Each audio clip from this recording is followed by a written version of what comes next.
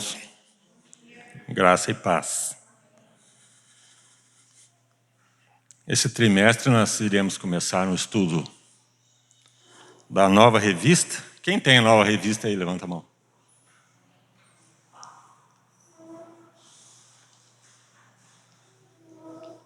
O título da revista é De Devedores a Amigos de Deus.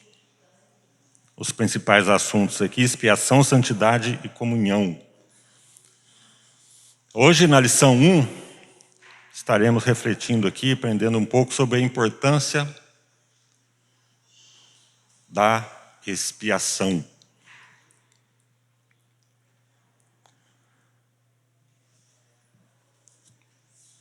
Se eu perguntasse aqui, você sabe o significado da palavra expiação? Tirar a máscara aqui um pouquinho para não embaçar o óculos.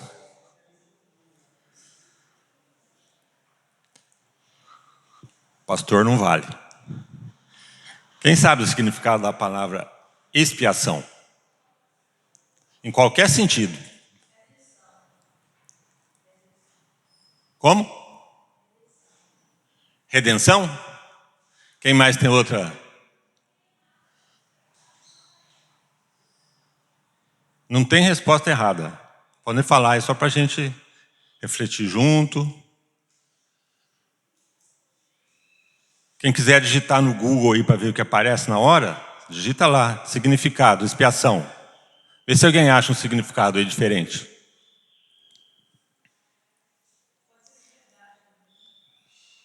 Piedade?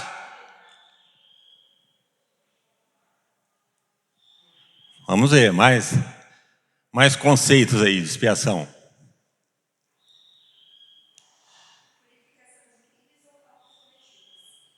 Purificação de crimes ou faltas cometidas. Eu lembro quando eu estudei gestão ambiental, tinha uma matéria lá que chamava Direito Ambiental. Eu lembro disso. Em direito, a palavra expiação significava já livrar-se da culpa.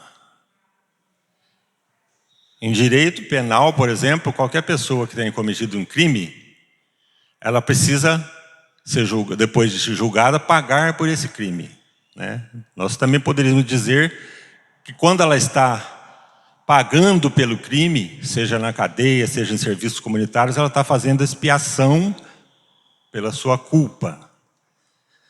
Na Bíblia, a palavra expiação tem o mesmo sentido. Mesmo sentido. Se livrar do maior drama que existe entre o ser humano e Deus. Qual que é o maior drama entre o ser humano e Deus? Pode falar aí, eu sei que vocês sabem. O pecado faz parte, mas aí, o que tem o pecado? Qual é o drama? Qual é o drama do pecado? É a culpa. O maior drama para o ser humano que ele tem que enfrentar perante Deus é a sua culpa. Culpa pelo seu pecado.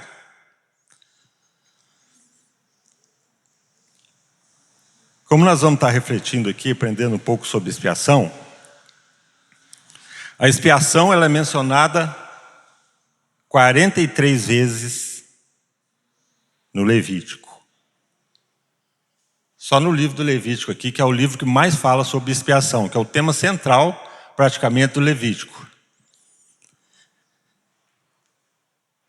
Agora, tem uma palavra que é citada mais vezes do que expiação no Levítico.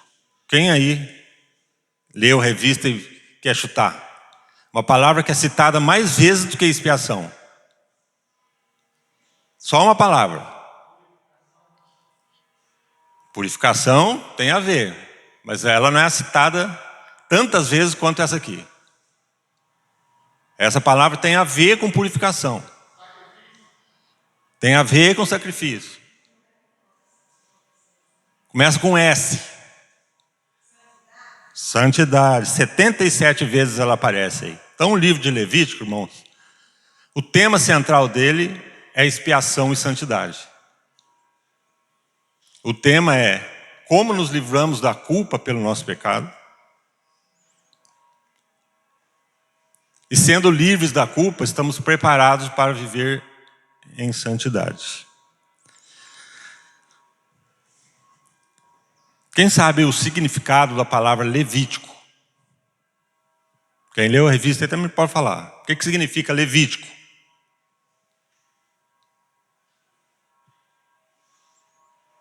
Vocês falam, eu repito aqui para pegar no pessoal que está em casa. Significado da palavra Levítico.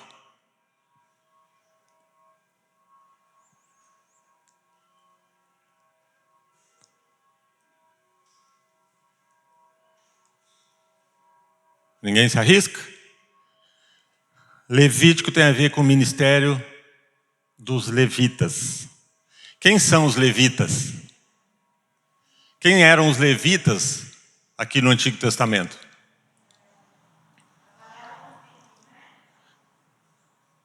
Trabalhavam no serviço do templo. Mas não tinha templo ainda.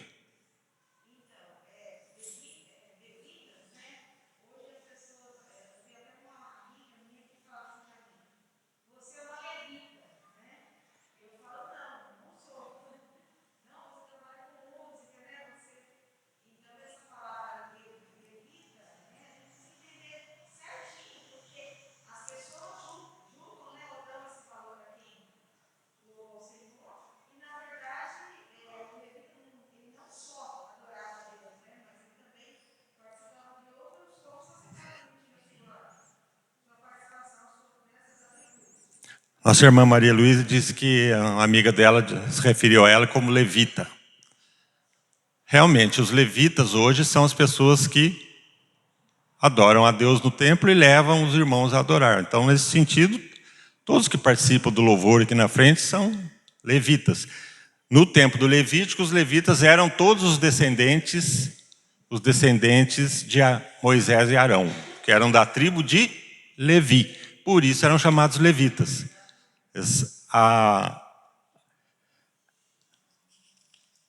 Eles eram encarregados de levar o povo a adorar a Deus. Eles ficavam à frente da adoração a Deus. Como ainda não tinha templo, era na congregação que era feito o serviço de adoração a Deus, mesmo antes de existir um templo.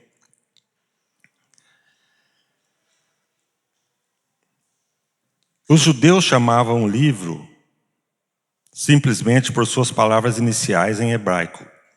Levítico 1:1. A palavra tem a ideia de clamar ou pregar para alguém.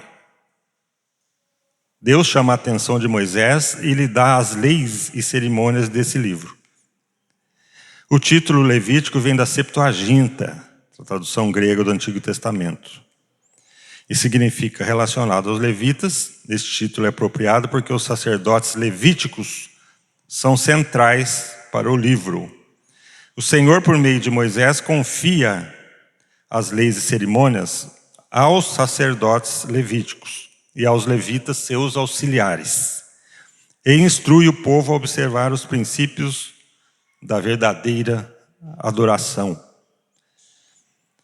O livro de Êxodo, aí, um pouquinho antes do Levítico, ele mostra Deus criando um povo redimido, aquele povo que ele resgatou da escravidão.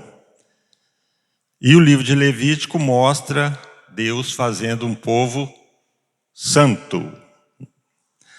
Dois grandes temas dominam o livro, então: a expiação, mencionada 43 vezes, e santidade, mencionada 77 vezes. Expiação e santidade não podem ser separadas. Na expiação, nossa culpa é coberta e apagada. Com a santidade, somos separados para Deus e tornados santos. A expiação é feita pelo oferecimento de sacrifícios e pela intercessão dos sacerdotes, que apontam para o Messias vindouro. Será que quando alguma vez assim que a gente vai ler a Bíblia como devocional, ou de manhã ou à noite, a gente pega o livro de Levítico para ler? Já pensou? Alguma vez você lembra assim? Vou fazer uma devocional especial hoje, vou ler Levítico. É um livro que a gente não nos preocupa muito, parece que não nos atrai muito, né? Mas se não fosse tudo o que está descrito em Levítico, que se referia a Jesus, nós nem poderíamos dormir tranquilos, certos de que temos uma salvação garantida no céu. A história da redenção é descrita aqui no começo do livro de Levítico, ao longo do livro de Levítico. Tudo que acontecia ali, tudo que os sacerdotes faziam, que era preparar animais, bodes, carneiros para o sacrifício, levar na tenda da congregação. O sacerdote, vocês lembram quantas vezes o sacerdote deveria entrar na sala antes do Santo dos Santos? Existia uma sala, nessa sala existia uma pia, existia uma cumbuca grande de bronze. O sacerdote entrava ali e oferecia em sacrifício um bode pelos pecados do povo. Vocês já leram como que era escolhido esse bode?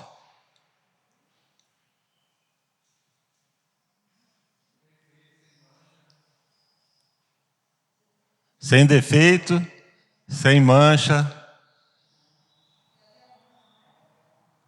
Quem sabe na preparação que o sacerdote ia levar esse sacrifício lá, tinha 1 ou 2 bodes?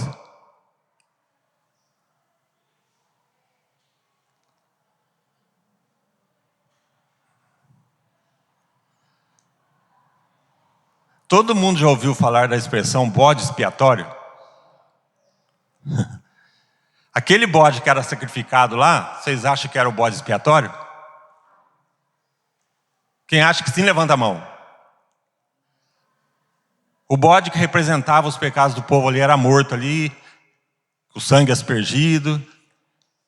Esse era o bode expiatório? Sim ou não?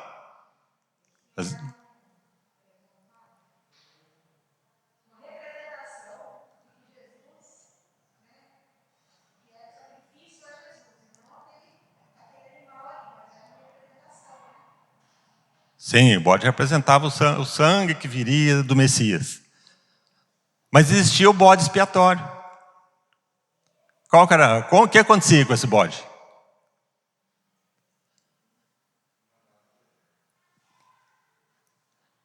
Era lançado sorte sobre 2 bodes. Eram levados 2 bodes. Aí era lançado sorte ali. Qual iria sofrer o sacrifício ali, ia ser morto, e o outro ia ser deixado vivo. Esse que era deixado vivo, depois de ser sorteado, ele morria? Não, ele ficava vivo.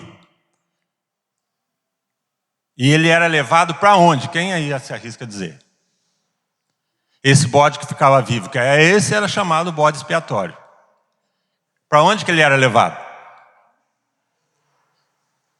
Um era levado lá para dentro, sacrificado lá. E o que ficava vivo ia pro... Começa com D. Pro deserto. Para levar, representava que levava o pecado do povo para longe. Jesus, no início do seu ministério, lá em Mateus 4, ele foi levado para onde? Para o deserto. Note que tudo que você lê em Levítico tem representação com a obra de Jesus. Até isso do bode ser levado para o deserto.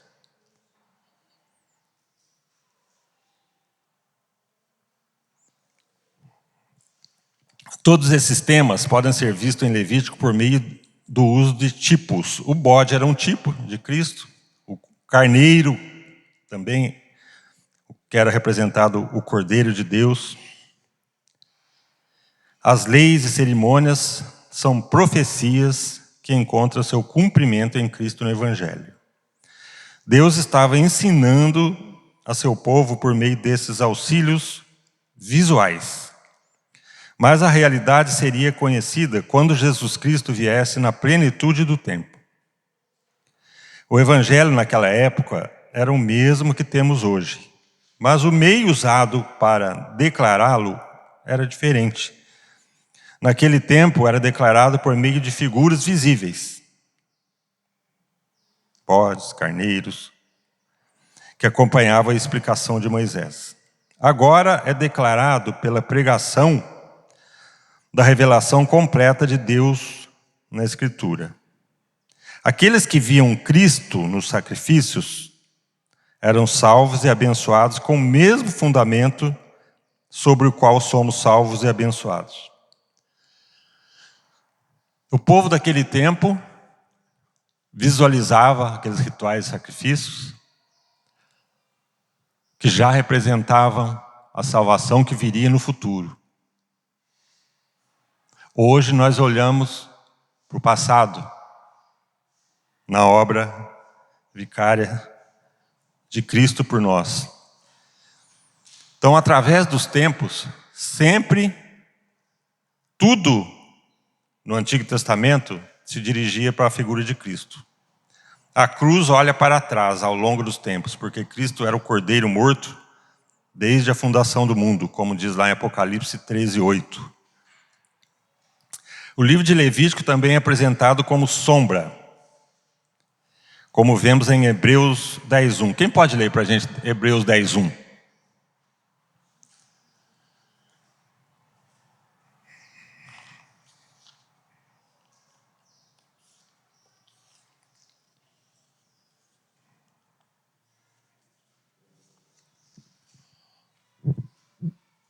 Quem achou aí? Levanta a mão.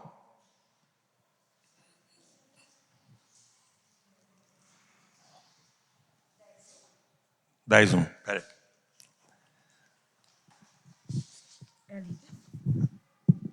A lei dada por Moisés não é um modelo completo e fiel das coisas verdadeiras. É apenas uma sombra das coisas boas que estão por vir. Os mesmos sacrifícios são oferecidos sempre, ano após ano. Portanto, como pode a lei, por meio desses sacrifícios, aperfeiçoar as pessoas que chegam perto de Deus? Pode ler Hebreus 10, 12, 14. Hebreus 10, 12.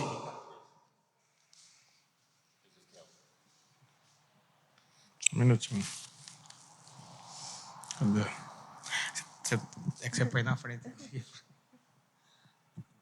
12. 12 e 14. 10, 12 e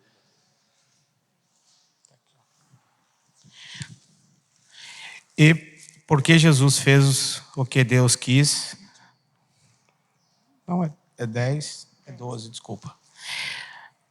Porém, Jesus Cristo ofereceu só um sacrifício para tirar os pecados, uma oferta que vale para sempre. E depois sentou-se do lado direito de Deus. Ali Jesus estava esperando até que Deus ponha os seus inimigos como estrado debaixo dos pés dele. Assim como um sacrifício só, ele aperfeiçoou para sempre os que não são purificados do pecado. Então Jesus, quando derramou o seu sangue por nós, de uma vez por todas, ele levou sobre si todos os nossos pecados, coisas representando aquilo que era feito no Levítico. O sacerdote levava todos os dias na tenda ali na sala, na primeira sala, oferta pelos pecados do povo. Todos os dias ele entrava nessa sala e fazia um sacrifício. Agora tinha um sacrifício mais específico, que era feito uma vez por ano. Uma vez por ano, o sumo sacerdote entrava no Santo dos Santos, certo? Para fazer sacrifícios por ele, primeiramente, por sua família e por toda a congregação. Então, todos os dias eram feitos um sacrifício, mais diário, assim. E uma vez por ano, que era chamado no dia da expiação. Quem quiser entender um pouquinho mais, ver como é rico isso, pega o capítulo 16 de Levítico. Fala sobre o dia da expiação, esse dia anual, onde era um dia especial. Esse dia começava com humilhação. Depois da humilhação vinha a entrega do sacerdote pelos pecados do povo. Começava com humilhação, mas terminava em festa, porque o povo sentia que seus pecados tinham sido perdoados. Na humilhação de Jesus Cristo, na humilhação que Jesus sofreu por nós, a nossa alegria também está baseada em tudo isso que Ele fez por nós. Começa com humilhação, termina com alegria. Quem pode dar uma lidinha aí em Hebreus, capítulo 9. Hebreus 9. Outra pessoa que não leu ainda. Hebreus 9, o 12 e o 24. Espera um pouquinho, Maria Luísa. Hebreus 9, o 12 e o 24. E não por meio do sangue de bodes e novilhos, mas por seu próprio sangue, entrou de uma vez por todas no lugar santíssimo e obteve eterna redenção. Pois Cristo não entrou no santuário feito por mãos humanas, figura do verdadeiro, mas no próprio céu, para agora comparecer por nós perante a face de Deus. Se os irmãos prestarem atenção, tudo que era feito no livro de Levítico é explicado no livro de Hebreus, do Novo Testamento, como a irmã leu ali.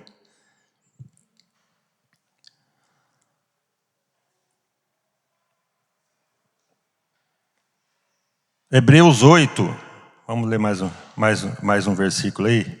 Em Hebreus 8, o verso 3 e o verso 5. O irmão que vai ler já está achando aí? Presbítero Sidney. 3 e 5. Pois todo sumo sacerdote é constituído para oferecer tanto dons como sacrifício. Por isso, era necessário que também esse sumo sacerdote tivesse o que oferecer. Os quais ministram em figura e sombra das coisas celestes, assim como foi Moisés divinamente instruído quanto estava para construir o tabernáculo, pois diz ele: vê que faças todas as coisas de acordo com o modelo que te foi mostrado no monte.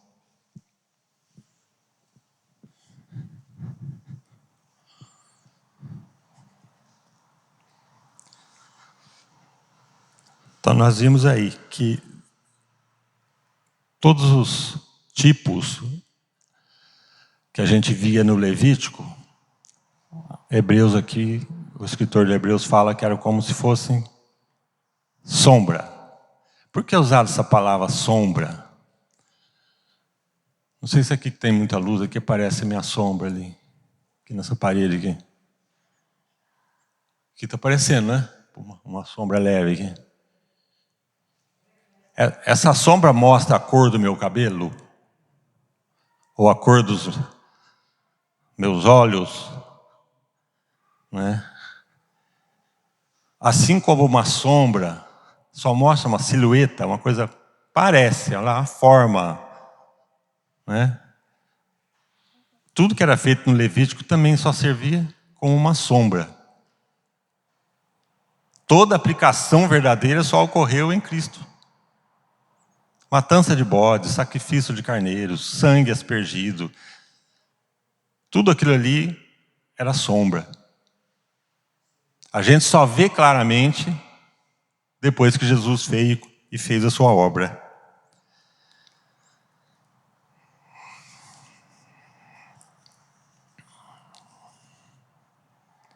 Por meio de seus símbolos e ritos, que era a sombra, Levítico apresenta uma descrição do caráter de Deus, que é pressuposta e aprofundada na mensagem do Novo Testamento sobre Cristo. Levítico ensina que Deus é a fonte da vida perfeita. Mostra que Ele ama seu povo e quer habitar no meio dele.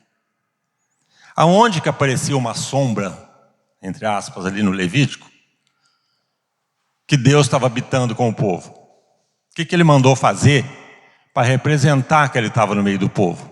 Pode falar aí, que eu sei que vocês sabem.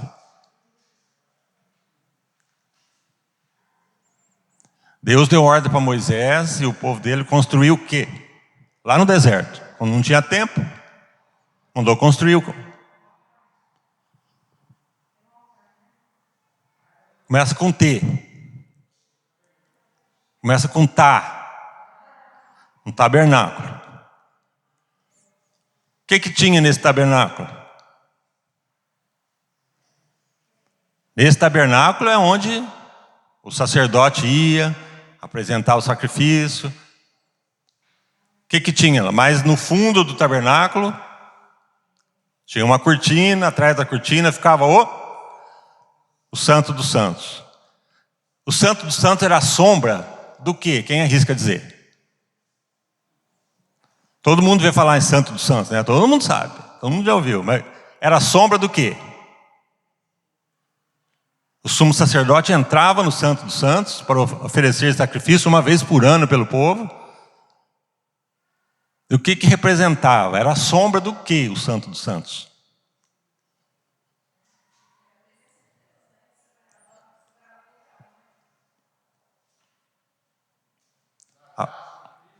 A presença de Deus estava lá no Santo dos Santos. Ele falava: eu virei no meio de vós, habitarei com vocês. Então o povo sentia que Deus estava ali.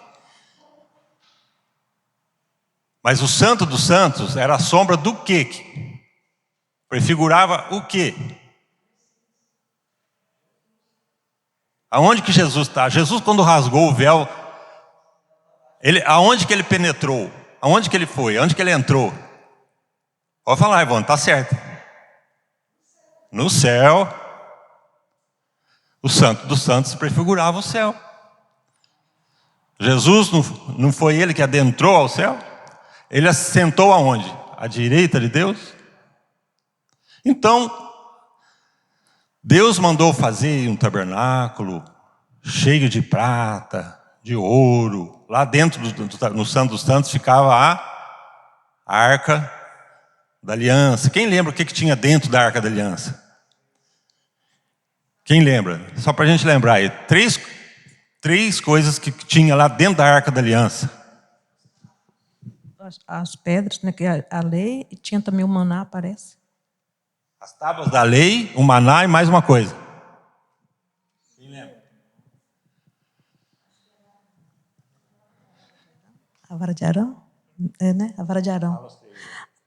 A vara de Arão, o maná e as tábuas da lei, né? Que era em pedra. Na época era em pedra, né? Isso. A lei de Deus estava representada lá. As tábuas da lei, o maná e a vara de Arão que floresceu. Por que será que tinha essas três coisas na Arca da Aliança? Representava o quê? Era a sombra do quê? Já que tudo ali era sombra do que viria. As tábuas da lei representam a lei de Deus, a palavra de Deus. O próprio Jesus foi quem mais bem representou essa lei. Cumpriu toda a lei. O que Jesus falou a respeito? Eu sou o pão que desceu do céu. Eu sou o pão da vida. E a vara de Arão que floresceu?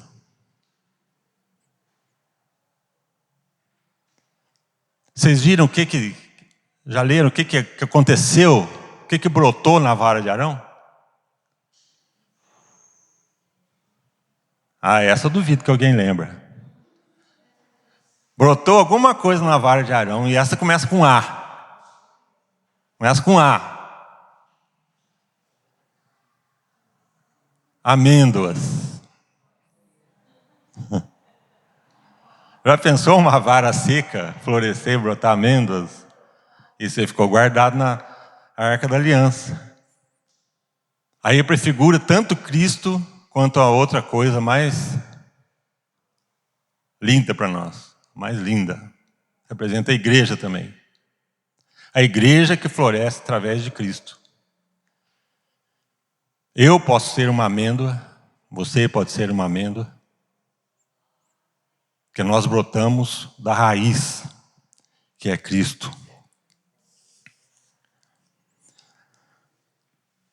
O Deus Santo de Levítico é mostrado nos evangelhos como sendo Cristo, que oferece vida, saúde, a santidade a todos os que estão dispostos a segui-lo.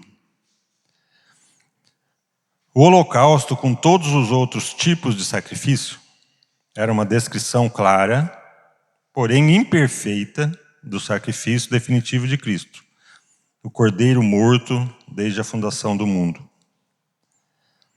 Sacrifícios de animais nunca puderam remover o pecado e jamais foram planejados para esse fim. Somente o sacrifício de Cristo pode fazer isto, como nós já leram em Hebreus 10:12. No entanto, eles eram sermões gráficos da necessidade de um substituto perfeito, da morte como punição pelo pecado, do derramamento do sangue como meio de perdão, reconciliação e consagração.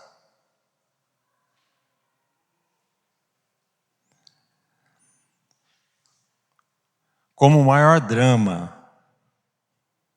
que o ser humano vive perante Deus é a sua culpa, não esqueçamos disso.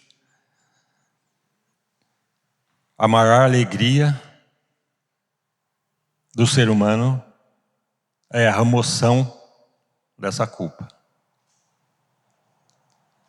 Quem remove a nossa culpa é o sacrifício de Cristo. Deus, quando olha para nós, Ele vê Cristo. Vê o sacrifício perfeito de Cristo.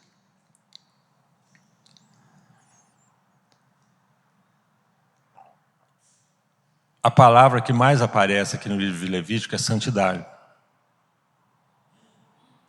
Como que nós podemos praticar essa santidade? Para que sejamos uma amêndoa que gera e produz mais frutos para a raiz que é Cristo.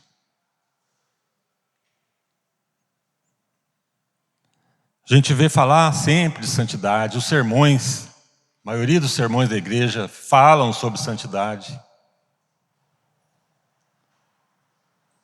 Não podemos esquecer que a palavra santidade significa separação. Separação do quê? Quando Deus fala, sede santos, porque eu sou santo.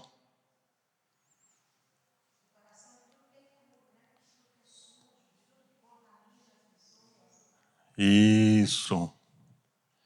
Do que eu e você devemos nos estar separados?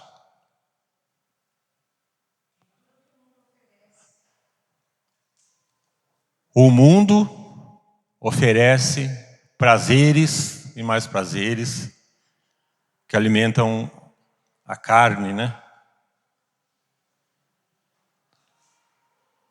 Vamos esmiuçar um pouquinho mais. Quais são os prazeres da carne? Paulo fala lá em Gálatas. Quem quer abrir aí Gálatas 5, só para a gente lembrar? Vamos trazer para a nossa vida diária aí. Isso.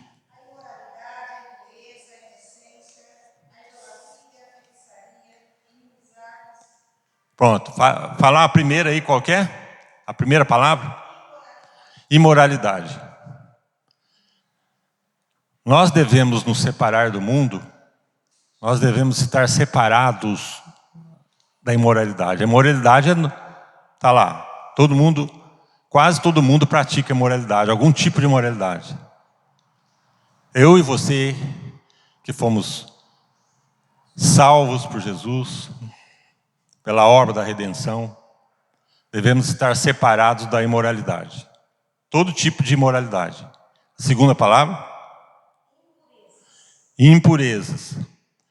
O que poderia ser descrito como impuro? O que não é puro? E o que é sujo?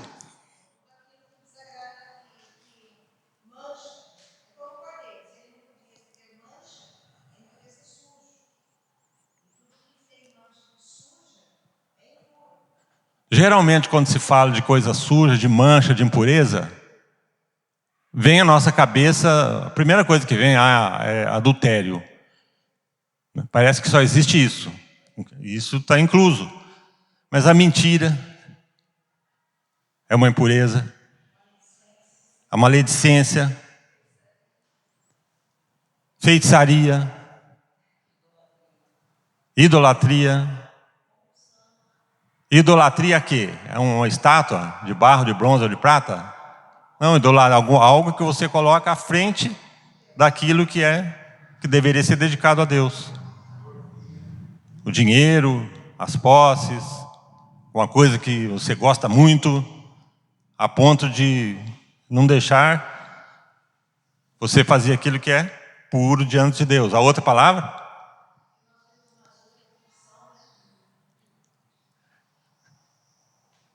Espera um pouquinho. Irmã Ruth. O que nós vemos mais hoje é corrupção, né? Corrupção. Corrupção, né? Por causa da ganância. Qual que é a outra palavra? Indecência. E a outra? Pronto, para aí na inimizade. Se eu pensar hoje aqui, será que eu consigo lembrar de ter alguma inimizade? Será que eu consigo me lembrar de alguém que eu fiquei com ódio, com rancor, por qualquer motivo, que até parece às vezes justo para mim? Será que eu cultivei, eu e você, inimizade? Nota que é uma obra da carne, tanto quanto a impureza, tanto quanto o adultério, tanto quanto a imoralidade. Não tem diferença. Uma escala de valores, uma não é maior que a outra. Está tudo ali no mesmo nível. Depois tem mais algum? Ciúmes. Ciúme do quê? Não é muito difícil sentir ciúme, né? De alguma coisa que a gente acha que a gente é dono. Hã? Ira. Será que é fácil? Ou é difícil? Ou é de vez em quando? Ou uma vez por ano? Ou uma vez por mês? Ou uma vez por dia a gente fica irado?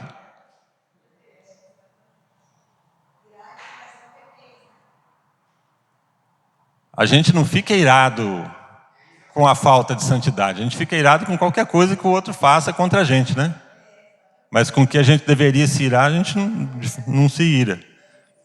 Além da ira, qual que tem depois, Maria Luísa? Ambição egoísta, discórdia, partidarismo, inveja, bebedeiras, orgias e coisas semelhantes a essa, contra as quais nos previne, como já nos previemos. Engraçado que se a gente for falar assim, quem aqui participa de orgia? Ninguém vai falar que participa. Não, essa eu estou livre. Mas as outras coisas ali estão do mesmo nível. Está no mesmo pé, inveja.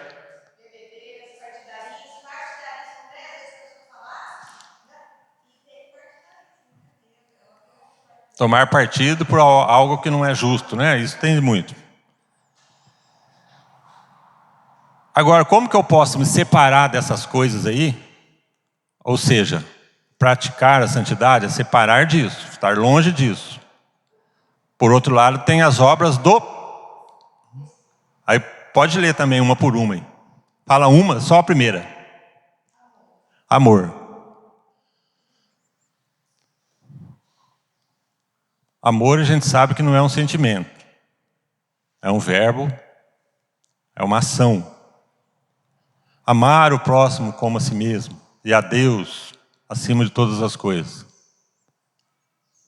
Amar a Deus acima de todas as coisas, e isso nós estamos falando, praticar santidade. Amar a Deus parece uma coisa assim, relativa, uma coisa abstrata. Como que eu amo a Deus? Eu amo a Deus, oh Deus, eu te amo. Eu ficar falando, pensando, oh Deus, eu te amo. Amar a Deus é fazer aquilo que Ele ensinou.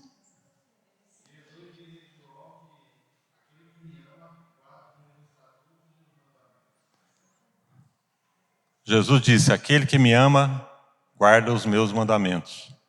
Ele mandou ficar fora de tudo aquilo que a Maria Luísa leu ali, uma por um para nós. Longe de ciúmes, longe de perfia, longe de porfias, longe de partidarismo. Se eu amo a Deus, para mim amar a Deus, eu tenho que estar longe das coisas que Ele falou para mim ficar longe. E praticar as coisas que Ele quer que eu pratique. Primeiro é o amor. Segundo, a alegria. A alegria que vem de Deus é ficar dando risada, gargalhada?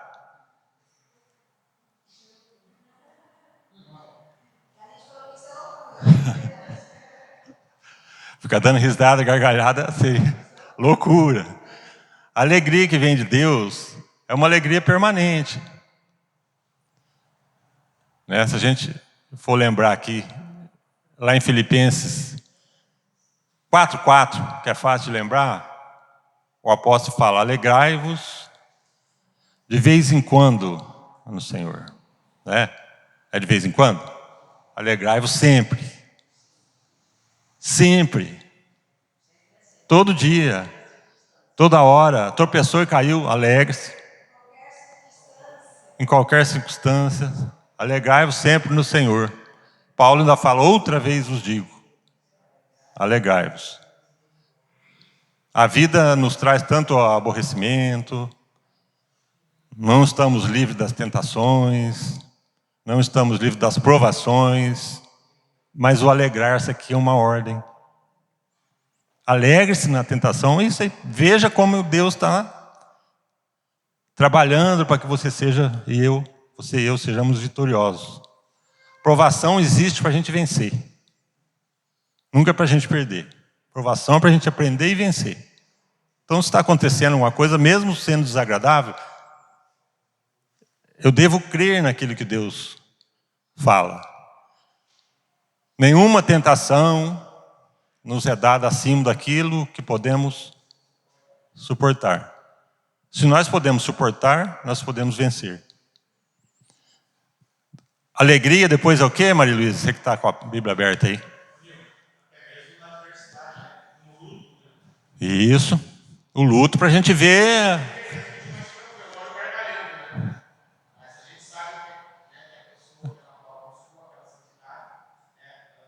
O alegrar-se em Cristo, por exemplo, já que toda a nossa alegria é em Cristo, é naquela promessa que Ele tem, que Ele vai ressuscitar todos no último dia. Isso é um motivo de alegria, né? Alegria permanente, embora um ente perdido esteja sendo velado ali. Depois da alegria, o quê?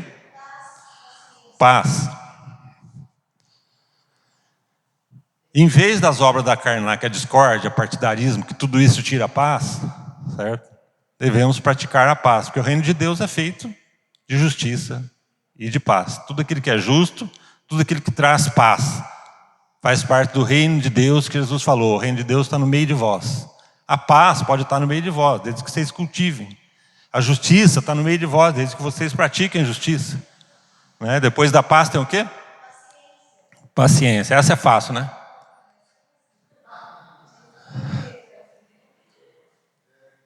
Você já viram aí, ó? Para mim praticar a santidade, eu tenho que praticar a paciência. Se eu não for paciente, está faltando alguma coisa ali para mim me separar do mundo e estar mais próximo daquilo que Deus quer que eu seja. Que eu seja paciente. Paciente no quê? Quando saiu uma bolada de dinheiro lá e encheu a conta, aí não precisa de paciência, né? Paciência nas adversidades. Paciência, aquela pessoa próxima, que a ordem é que eu devo amá-la, amar aquela pessoa, às vezes que irrita, né? Que faz coisas que nos desagrada. Como que eu vou amar? Não é um sentimento, a gente já sabe. Como que eu vou praticar o amor com uma pessoa irritante? Fazendo o bem a essa pessoa. Eu não preciso sentir. Preciso fazer o bem. Porque o amor é benigno. O amor é compassivo. O amor tudo suporta. Tudo crê. Tudo espera. Eu espero que essa pessoa melhore. Ela não está me agradando com esse comportamento, mas eu espero que ela melhore. Faz parte, está dentro aí do amor. O amor tudo espera. O amor é paciente. Depois da paciência, o que, Marilda?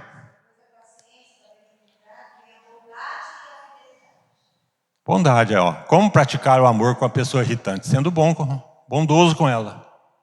Certo? Não querendo o mal. Orando por ela. Né? Depois da bondade, o quê? Fidelidade. Fidelidade a quem? Primeira. Tem como o marido ser fiel à esposa se não for fiel a Deus?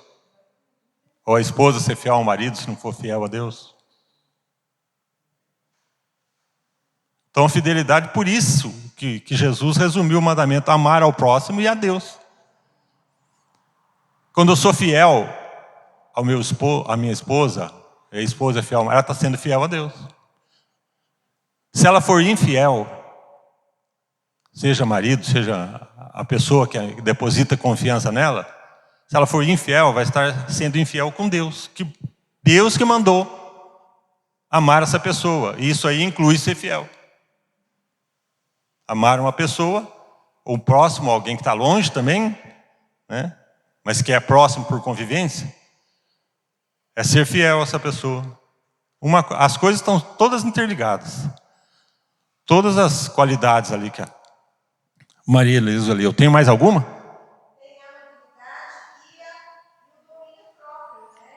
Esse é fácil também.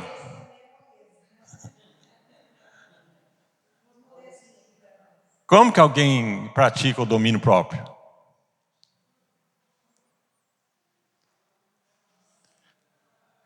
Qual o minuto, ou a hora, ou um instante que a gente precisa exercitar o domínio próprio? Que hora?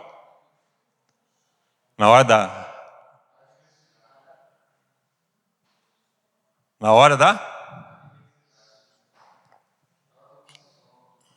Na hora do confronto, na hora da ira.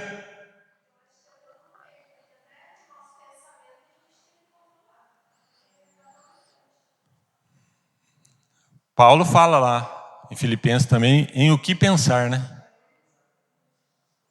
O domínio próprio, tudo começa com pensamento. Às vezes a pessoa faz alguma coisa assim que sabe que é reprovável. Eu falei sem pensar, não fez não. Pode ter pensado muito mais rapidinho, mas pensou. Então, em o que pensar, guardar o pensamento, é uma das principais atitudes que devemos ter para seguir em santidade. Separado do mundo. O mundo, pelo comportamento carnal, não pensa muito. Não pensa naquilo que desagrada a Deus. Não pensa naquilo que ele vai fazer agrada a Deus. Mas nós devemos pensar. Antes de eu me irritar, antes de eu me irar, antes de eu cometer alguma coisa que vai desagradar o coração de Deus, é só eu pensar antes.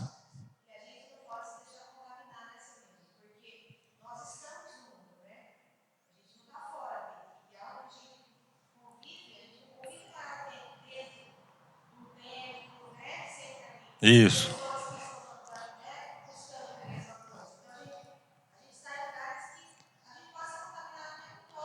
A Maria Luísa está dizendo que nós ficamos a maior parte do nosso tempo no mundo, não é na igreja, né? E é no mundo que a gente pode, lá fora, no nosso serviço, no trabalho, que a gente pode se contaminar.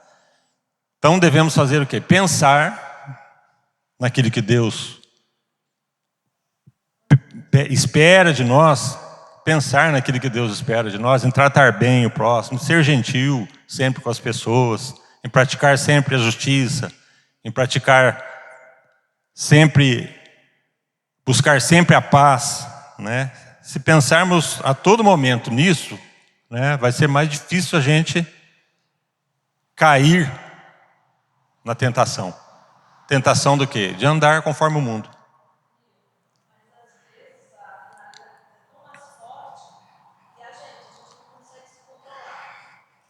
Começa de novo. Às vezes a adrenalina é tão mais forte que a gente não consegue controlar. Agora, pensa. Jesus no templo, eu não sei se foi falta de paciência, mas ele açoitou os mercadores que estavam ali no templo. E nós? A ira de Jesus no templo, que a irmã citou, é uma ira justa.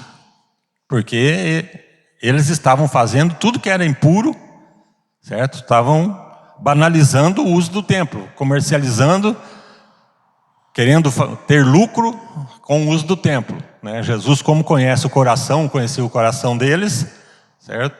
Ele se irou de modo santo, de modo... Essa ira de Jesus aí quando ele expulsou os vendilhões do templo é uma ira justa, né? A gente só vê que Jesus se irou aí, foi só nesse caso. Ele não se irava com o pecado da prostituta, que levaram lá para ele para ver o que ele falava, com as perguntas tolas dos fariseus, ele sempre respondia, mas ele se irou justamente com o que estava errado ali, que as pessoas estavam fazendo no templo, porque ele zelava pela casa do Pai, né? Isso já é profético, no Antigo Testamento já falava que ele seria zeloso com a casa do Pai.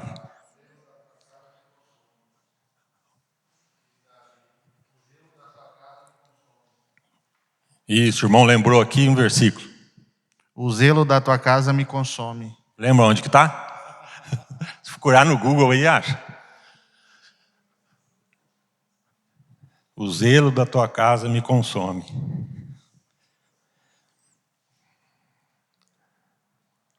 A aplicação que a revista traz aqui, a peculiaridade do holocausto, era que o animal inteiro era colocado sobre o altar. Vocês sabem que o animal, além de ser aspergido o sangue dele sobre a tampa do propiciatório... Alguém lembra o que era o propiciatório? Nós já falamos da Arca da Aliança, que tinha as 3 coisas lá, a tábua da lei, a vara de Arão, e o que mais? E o maná. O sangue que era oferecido era aspergido sobre a tampa da Arca da Aliança, a tampa. Essa tampa era de ouro. O sangue aspergido lá sobre o propiciatório, né? Representava ali Jesus, porque ele é a propiciação pelos nossos pecados. Então o altar simboliza consagração total e completa. Além do sangue, o que acontecia com o corpo do animal? Com a carne do animal? Eles levavam para fora e enterravam lá, no arraial, em qualquer lugar? O que acontecia com o corpo? Era queimado. Consagração total e completa. Tudo é dado ao Senhor, nada é levado de volta. Isso dá testemunho da dedicação total de Cristo, que se entregou como sacrifício de aroma suave. e da consagração do crente ao Senhor de sua vida em vista do Evangelho da Graça. Ó, essa consagração total é tudo aquilo que a gente vinha falando. Como se consagrar totalmente? Praticando as obras do Espírito e não da carne. A queima de tudo sobre o altar não teria sido um aroma agradável a nós, mas sim a Deus. Desse modo, colocar nossa vida sobre o altar da consagração pode às vezes ser desagradável para nós, mas é agradável ao Senhor. E tendo em vista o sacrifício de Cristo, como eu e você, estamos nos oferecendo como sacrifício vivo e santo a Deus. Tudo aquilo que a gente falou aqui, que a gente deve fazer para agradar a Deus, né? Amar, ter paciência, ter alegria, tudo isso aí é uma forma de sacrifício da carne. Porque a carne quer fazer o quê? A carne quer porfias, quer divisões, quer discussão, quer ira, quer idolatria. Isso tem que ser sacrificado. Porque a carne milita ou luta contra o Espírito. O sacrifício é esse.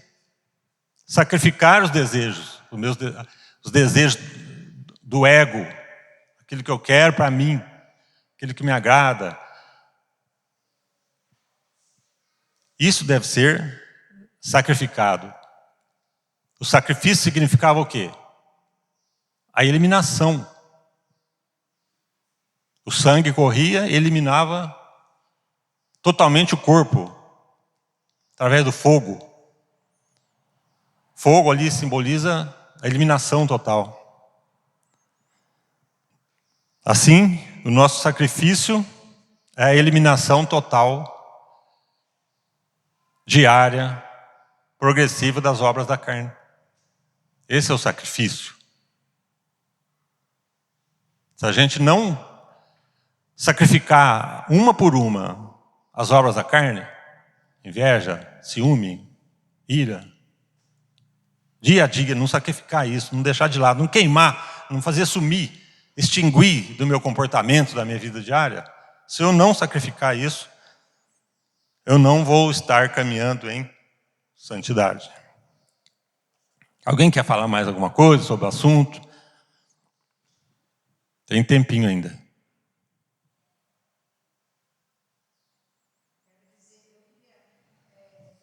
Espera um pouquinho, todo mundo ouvir. Então o pessoal que está em casa não ouve a contribuição. Tá bom.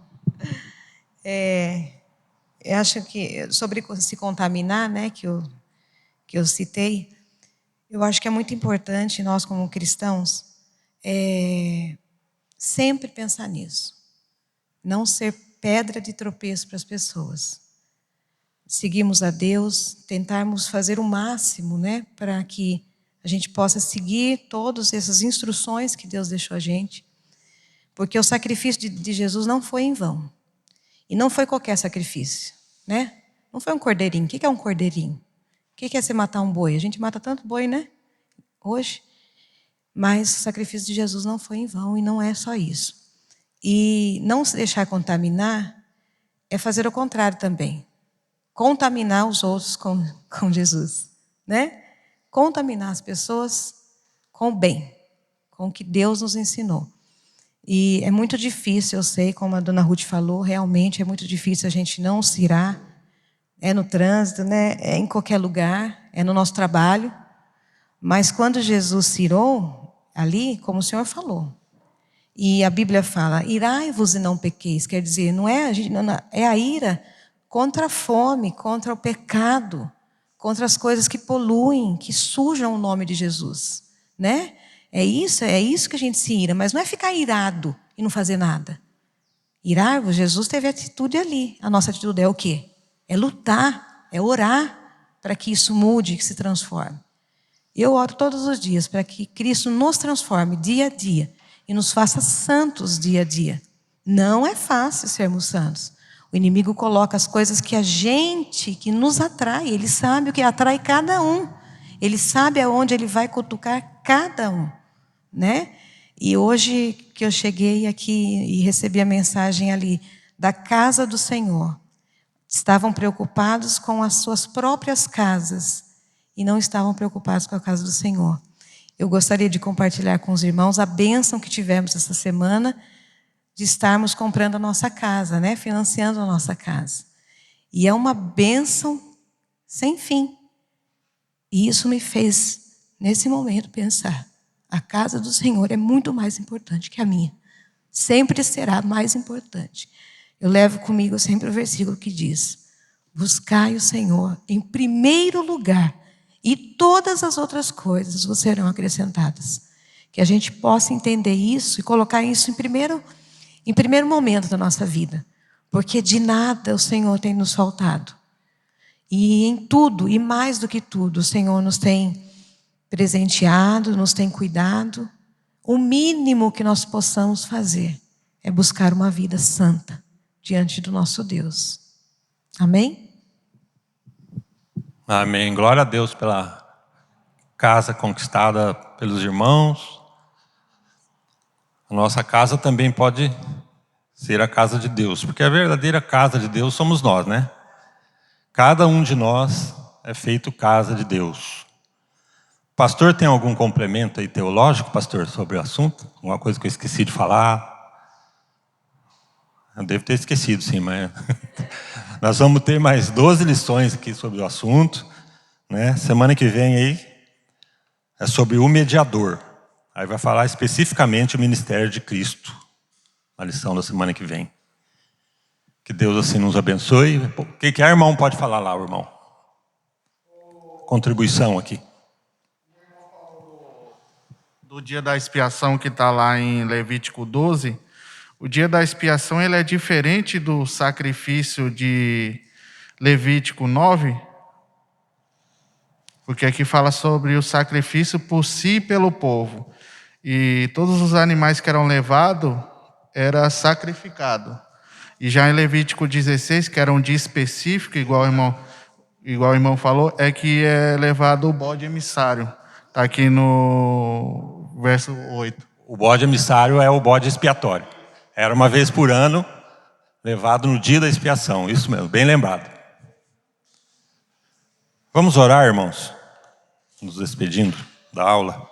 Senhor nosso Deus e Pai, te agradecemos por mais uma manhã que Tu nos proporcionaste para estudar a Tua palavra e aprender mais de Ti. Que o Senhor possa nos abençoar no dia de hoje, que os nossos pensamentos estejam sempre ligados ao Teu Santo Espírito, aquilo que Tu pensas, para que possamos Te agradar. Que o Senhor possa nos perdoar os pecados, em nome de Jesus. Amém. Meus irmãos, vamos a algumas coisas assim, importantes a serem ditas a respeito da aula da classe dos adultos. Importante que os irmãos já estejam com a revista em mãos. É importante que os irmãos façam o estudo da lição em casa. E no caso específico dessas primeiras lições, se vocês observarem aí na revista, está delimitado isto, elas serão no livro de Levítico. É importante que a igreja faça a leitura do livro de Levítico completo, para que vocês se lembrem dessas informações que o professor fica aqui tentando chamar a memória de vocês e elas não vêm. Não vêm porque não está aí. Não vem porque a gente não leu o livro em casa. Não vem porque a gente já se esqueceu. Entendeu? Então vocês precisam ajudar os professores que vão estar na classe fazendo essa leitura prévia do livro de Levítico. São informações que nós já deveríamos ter guardado, são informações que nós precisamos saber para ensinar para os nossos filhos, para as nossas crianças, são informações básicas para que a gente entenda, a partir da simbologia e dos rituais de Levítico, a obra expiatória, salvífica de Cristo. Quando o Novo Testamento for fazer intercalações entre aquilo que aconteceu no Antigo Testamento com a obra de Cristo, estas informações são extremamente importantes para que a gente possa fazer as conexões e perceber o valor de tudo aquilo que nós fomos colocados diante de Deus, tudo aquilo que nós recebemos da parte do Senhor. Vocês dois aí, resolva a vida de vocês, por favor. Então, nós precisamos ter esse cuidado em relação à utilização do material. Um outro detalhe importante é que agora no mês de julho nós vamos ter os estudos na escola dominical, na classe dos adultos, com os professores que estão escalados no boletim. Então os irmãos olhem lá no boletim a lição do dia, quem será o professor, até para que vocês possam se preparar para a aula. Tem professor que gosta, assim como o professor Nilma, ele tem uma dinâmica muito boa, porque ele permite a participação dos alunos, ele está sempre atento às opiniões de vocês. Então, preparem-se em casa para que vocês possam contribuir com o professor com relação à aula. Tem professores que gostam de falar o tempo inteiro, né? Tem alguns professores assim, como eu, por exemplo. E vocês precisam ir se adaptando também de acordo com o professor. Um detalhe simples que pode fazer muita diferença no aproveitamento da aula. Antes de você vir para a escola dominical, num sábado, à tarde ou à noite, dê uma relida na lição que você estudou durante a semana, nas leituras devocionais que você fez. Vocês vão ter um aproveitamento bem melhor. Irmãos, entendam, nós não estamos aqui para interter vocês. Nós estamos aqui para compartilhar a palavra de Deus com vocês. Nós precisamos ter muito mais compromisso com a palavra de Deus do que com a bula do remédio que a gente lê em casa. Nós precisamos ter muito mais compromisso com a palavra de Deus do que a lição que nós estudamos para a universidade, do que o texto que nós estamos estudando para fazer uma prova ou algum concurso. Nós precisamos ter esse compromisso de conhecer a Deus revelado nas Escrituras. Então, aproveite esse momento, os professores estão estudando, se preparando, gastando tempo para preparar as aulas. Venha, compareça, estude, se esforce, pergunte. Aquilo que o professor souber responder, ele vai responder. Aquilo que ele não souber responder, ele vai pesquisar depois e trazer a resposta para vocês. Tá bom? Então não esqueçam de fazer isso, tá certo? Para a gente ter um bom aproveitamento do material, do investimento, até porque agora vocês vão estar, mais uma vez, investindo, né? Que a revistinha não será de graça. A revistinha vai ser a preço de custo, preço de custo não, né? A um preço acessível. Né? E o Edgar ali já está com o seu nome na lista e o boleto de cobrança também na mão. Tá certo? Deus abençoe, meus queridos. Vão na santa paz do Senhor.